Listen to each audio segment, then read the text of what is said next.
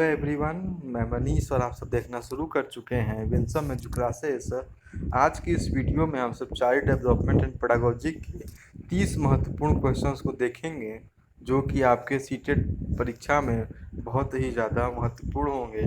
तो और इस वीडियो को देखने के बाद या इस कंप्लीट सीरीज़ को जब हम कंप्लीट कर सकते हैं उसके बाद उम्मीद है कि आप सीडीपी में 30 आउट ऑफ 30 नंबर मार्क्स भी पा सकते हैं। ये भी कोई ज़्यादा बहुत बड़ी बात नहीं है। तो चलिए शुरू करते हैं आज की इस वीडियो। तो जो पहला प्रश्न हमारे सामने है कि किसी व्यक्ति का बुद्धि अवधि को शुरू में डैश आयु से विभाजित उस व्यक्ति की डैश आयु के अनुपात में दर्शाया जाता है। A person's IQ is initially represented by ratio of a person's dash age divided by his her dash age. तो किस आयु से डिवाइड करके जो है हम उसके अनुपात को निकालते हैं। तो जब आप ऑप्शन नंबर 1 और 2 को ध्यान से देखेंगे तो जो आपने IQ का वो पढ़ा होगा फॉर्मूला, उसमें जो है MA और CA के टर्म में बातें होती हैं। तो यहाँ तो पहला ऑप्शन तो पूरी तरह से गलत है, इसमें रियल, इंटेंशनल और स्टीरियोटाइपिंग और दूसरा आंसर में न्यूरोलॉजिकल आ जाने की वजह से दोनों ऑप्शन प्रारंभ में ही गलत माने जाएंगे। तो ऑप्शन नंबर 3 और 4 में अगर हम IQ की फॉर्मूला की बात करें तो उसमें मानसिक और कालानुक्रमिक आयु के बारे में बात होती है, जो कि मानसिक आयु से हम सब जो है विभाजित करते हैं उस व्यक्ति की, और CA आयु के अनुपात में हम सब दर्शाते हैं। तो इसका सही जवाब हो जाएगा ऑप्शन नंबर 4, अर्थात मानसिक और कालानुक्रमिक आयु। ठीक, बढ़ते अगले प्रश्न की ओर, जो है कि which genetic problem is associated with heart disease. हृदय विकार के साथ कौन सी आनुवंशिक समस्या है। Turner syndrome, Down syndrome, autism और ADHD। मैंने आपको जब लर्निंग डिसेबिलिटी चैप्टर पढ़ाया था उसमें ऑटिज्म और ADHD के बारे में जो था बताया था। तो वो ये दोनों बीमारी जो है हृदय विकार के साथ तो आती नहीं है। तो ऑप्शन नंबर 3 और 4 तो पूरी तरह से गलत हो जाएगा। बचता है टर्नर सिंड्रोम और डाउन सिंड्रोम। तो इसका जो सही जवाब होगा वो डाउन सिंड्रोम होता है। जो डाउन सिंड्रोम होता है वो हृदय में होने वाला विकार है और यह एक आनुवांशिक समस्या भी है। तो हृदय विकार के साथ जो आनुवांशिक समस्या आती है उसे हम सब कहते हैं डाउन सिंड्रोम। ठीक, बढ़ते अगले प्रश्न की ओर कि निम्नलिखित में से किस आयु को प्रारंभिक बचपन माना जाता है। तो आप सब जानते हो कि 2 से 6 वर्ष तक की आयु को या 7 वर्ष तक की आयु को ही हम सब क्या मानते हैं, प्रारंभिक बचपन या प्रारंभिक बाल्यावस्था भी मानते हैं। तो जन्म से 2 वर्ष आप तो जानते होंगे शिशुआवस्था के अंतर्गत आता है। 7 से 11 साल नहीं, वो 3 से 12 साल जो है संपूर्ण बाल्यावस्था को निर्धारित करता है। तो ऑप्शन नंबर 4 जो है 2 से लेकर 6 वर्ष या 7 वर्ष तक कुछ मनोवैज्ञानिकों ने इसे माना है। तो ये बिल्कुल सही होगा। तो ऑप्शन नंबर 3 का सही जवाब होगा, क्वेश्चन नंबर 3 का सही हो जाएगा ऑप्शन नंबर 4, अर्थात 2 से 6 वर्ष तक होता है हमारा प्रारंभिक बाल्यावस्था। अगला प्रश्न है कि वर्तमान में पहने जा रहे जूते की एक नई जोड़ी से जूते के काटने का दर्द इसका एक उदाहरण है। तो मतलब जो जूता हम पहनते हैं जब उससे हमारे पाँव कट जाते हैं तो ये किसका उदाहरण होता है। तो दीर्घकाल स्मृति, लॉन्ग टर्म मेमोरी बिल्कुल नहीं, ये हमारे मेमोरी में लंबे समय तक नहीं बनती है। एपिसोडिक मेमोरी, प्रासंगिक मेमोरी भी ये नहीं होती है। जहाँ तक बात होगी सेंसोरी मेमोरी की, तो ये हमारे पास सेंस ऑर्गन से ही हमें प्राप्त होती है। बचता ऑप्शन नंबर 3, तत्काल स्मृति, क्योंकि जब हम नए जूते पहनते हैं तो हमारे अंदर जो है हमारे पास जो है वो तुरंत का ही जो इमीडिएट जो मेमोरी जो क्रिएट होता है। तो उसका सही जवाब हो जाएगा ऑप्शन नंबर 4 का 3, क्वेश्चन नंबर 4 का 3, जो कि है तत्काल स्मृति। आगे बढ़ते हैं कि अगला प्रश्न जो है ये स्टार बना देता हूँ मैं इस पर, ये महत्वपूर्ण होने वाला है क्योंकि पारिस्थितिकी प्रणाली सिद्धांत जो मूल रूप से उरी ब्रोनफेनब्रेनर द्वारा तैयार किया गया है, 4 प्रकार के नेस्टेड पर्यावरण प्रणालियों को निर्दिष्ट करता है जिन्हें डैश भी कहा जाता है। Ecological system theory originated formulated by Yuri Bronfenbrenner specifies 4 type of nested environmental system that are also called. तो देखिए यहाँ एक क्वेश्चन तो आपका समझ में आ गया होगा कि आपको कि इकोलॉजिकल सिस्टम थ्योरी जो है यूरे के द्वारा दिया गया था, अर्थात पारिस्थितिकी प्रणाली सिद्धांत जो है मूल रूप से किसके द्वारा दिया गया था, तो यूरी ब्रोनफेन ब्रेनर के द्वारा तैयार किया गया था। तो इसे और क्या कह सकते हैं, तो प्रभावशाली अवधारणा बिल्कुल गलत ऑप्शन होगा। मानव विकास जो ह्यूमन डेवलपमेंट है उसके उन्होंने में यूजी का कोई योगदान नहीं है।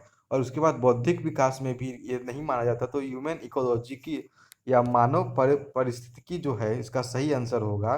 तो जो उरी के द्वारा पारिस्थितिकी प्रणाली सिद्धांत दिया गया था, जिसमें 4 प्रकार के रेसिडेंट पर्यावरण प्रणालियों को निर्दिष्ट किया गया था, उन्हें जो है हम सब मानव पारिस्थितिकी या ह्यूमन इकोलॉजी भी कहते हैं। बढ़ते अगले प्रश्न की ओर कि नए लक्ष्यों की ओर ऊर्जा या उन आक्रामक लक्ष्यों को पुनः निर्देशित करना जो अक्सर कलात्मक, बौद्धिक या सांस्कृतिक लक्ष्य होते हैं, डैश कहलाता है। रिडायरेक्टेड एनर्जी और aggressive goals toward new AIIMS of an artistic, intellectual और कल्चरल गोल्स इज कॉल्ड। ठीक, तो जब हम अपने नए लक्ष्यों की ओर ऊर्जा को डाइवर्ट कर दे, जब नए लक्ष्य को हम ऊर्जा को अपने दे जाते हैं, और तो उसे हम क्या कह सकते हैं, तो सब्लिमेशन या उदात्तीकरण ही हम उस चीज़ को कहते हैं। अब बातों को हम समझ के यहाँ चलते हैं कि कंपनसेशन या प्रतिकरण इसके अंतर्गत नहीं आएगा। संबंधन का कार्य जब हम को रिलेट करते हैं किसी चीज़ से, वहाँ हम तब इस चीज़ को मान के चलेंगे। युक्तिकरण या रेशनलाइजेशन भी यहाँ पे नहीं होता है। तो उदात्तीकरण ही एक ऐसा प्रोसेस होता है जिसमें हम सब नए लक्ष्यों की ओर या उन आक्रामक लक्ष्यों को पुनः निर्देशित निर्देशित करते हैं कि अपने जो जो हमारे गोल्स है, जो हमारे एम्स हैं, उन्हें हम सब पुनः निर्मित करते हैं, उन्हें पुनः बनाते हैं। जो अक्सर कैसा होते हैं, कलात्मक, बौद्धिक या सांस्कृतिक लक्ष्य होते हैं, वो क्या कहलाते हैं, तो सब्लिमेशन या उदात्तीकरण ही इस चीज़ को हम सब कहते हैं। अगला प्रश्न है कि निम्नलिखित में से कौन सी एजेंसी भारत में स्कूली शिक्षा के लिए पाठ्यक्रम तैयार करने के लिए उत्तरदायी है। तो जो 4 यहाँ RCEI, NCTE, NUPA और NCERT, आप सब जानते होंगे NCF 2005 किसके द्वारा लाया गया था, तो NCERT के द्वारा लाया गया था।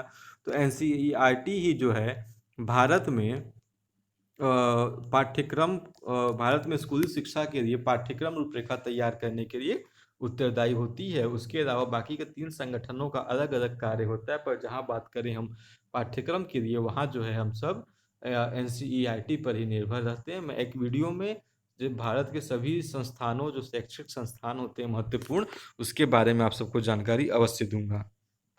अगला प्रश्न है कि तत्परता का नियम अधिगम के पूर्व डैश की आवश्यकता पर प्रकाश डालता है। देखिए, तत्परता के नियम की हम बात करते हैं। आप किसी कार्य के करने के तत्पर होते हैं, जब हम रेडी रहते हैं कि हाँ मुझे जो है अब सीटेट 2020 क्वालिफाई करना है, मैं तत्पर हूँ उस चीज़ को लेकर पढ़ने के लिए, तो इसमें अधिगम से पूर्व किसकी आवश्यकता पर यहाँ प्रकाश डाला जाता है। तो जो हमारी परिपक्वता होती है, जब हम मेच्योर हो जाते हैं, तभी जो है हम तत्पर रहते हैं किसी कार्य को करने के लिए। तो तत्परता का नियम अधिगम से पूर्व परिपक्वता की आवश्यकता पर प्रकाश डालता है। जब हम परिपक्व होते हैं तब तत्पर होते हैं किसी कार्य करने को।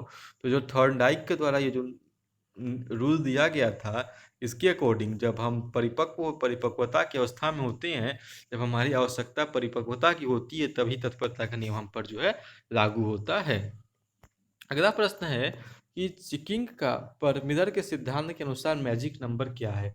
तो मैजिक नंबर जो होता है, यहाँ में से 4 एग्जाम्पल है। जो अंतिम एग्जाम्पल है 7 ब्रैकेट में प्लस ऑब्लिक -2, तो इस नंबर को ही हम सब क्या करते हैं, मैजिक नंबर जो है कहते हैं। ये चेकिंग पर मिलर के सिद्धांत के अनुसार जो है मैजिक नंबर डिफाइन किया गया था। ये शायद ही कभी परीक्षा में पूछा जाए। थोड़ा प्रश्न जो था थोड़ा जिसे हमसे कह सकते हैं आउट हट कर था, तो मैंने इसको शामिल इसमें कर दिया था। अगला प्रश्न है, नृत्य प्रदर्शन के दौरान गार्डनर के किस प्रकार के बहुबुद्धिमत्ता का प्रयोग किया जाता है। तो देखिए, नृत्य, यहाँ नृत्य में डांसिंग की बात हो रही है, तो प्राकृतिक बुद्धि जो है डांसिंग में बिल्कुल काम नहीं आएगी। इंट्रापर्सनल इंटेलिजेंस, अंतरा व्यक्ति बुद्धि भी इसमें नहीं शामिल होती है। अगला है लिंग्विस्टिक इंटेलिजेंस, भाषागत बुद्धि बिल्कुल नहीं। आप तीनों एग्जाम्पल से समझ गए होंगे कि डांस करने में इन तीनों बुद्धि का कोई योगदान नहीं होता है। जो शारीरिक गति संवेदी बुद्धि होती है, हमारी बॉडी काइनेथेटिक इंटेलिजेंस जो है, इसके अंतर्गत यही कार्य करती है। तो रसवा का सही जवाब हो जाएगा ऑप्शन नंबर 4। ठीक, तो आज की इस वीडियो में हमने जो है 10 क्वेश्चंस को देखे हैं जो कि इम्पोर्टेंट थे, 1 से लेकर 10 तक। कल की वीडियो में हम सब जो है 10 से 20 तक को देखेंगे और नेक्स्ट वीडियो में उसके 20 से लेकर 30। इस प्रकार हम 3 दिन में छोटे छोटे वीडियोस के माध्यम से 30 सीडीपी के इम्पोर्टेंट क्वेश्चंस को जो है कंप्लीट कर पाएंगे। ठीक, वीडियो पसंद आया हो तो चैनल को लाइक शेयर और सब्सक्राइब जरूर करें। धन्यवाद।